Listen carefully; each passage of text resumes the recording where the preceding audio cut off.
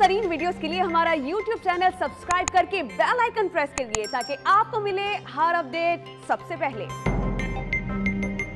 अभी आपको अपडेट दें, वजीर आला हाउस कराची में वजीर आला सिंध की वफाकी वजीर दाखिला शेख रशीद से मुलाकात जारी है, जिसमें शिकारपुर में डाकुओं के खिलाफ कार्रवाई पर तबादला ख्याल किया जा रहा है। मजीद बात करेंगे डॉन न्यूज कराची के ब्यूरो चीफ काजी हसन से। काजी हसन बताएगा, दोनों रहनुमाओं के दरमियान मजीद किन उमूर पर तबादला ख्याल किया जा रहा है?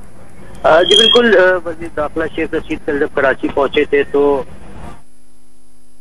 वजीर आला सिंध से भी मुलाकात करेंगे अमन अमान के इलाज के हवाले से। तो आज वजीर हाउस में वफाकी वजीर दाखिला शेख रशीद ने मुलाकात की है और उन्होंने अमन अमान के हवाले से बातचीत हुई है, जिसपे उस मुलाकात में IG सिंध के अलावा वफाकी सेक्रेटरी दाखिला भी मौजूद थे। वजीर सिंध ने शेख रशीद को बताया कि सिंध में अमन अमान की 2000 में बड़ी खराब सूरत हाल थी, जिससे पीपल्स पार्टी ने उस पर डाकुओं का खात्मा किया और शाहराएं बिल्कुल साफ करें, जबकि कराची में भी 9 एरिया का खात्मा करवाया।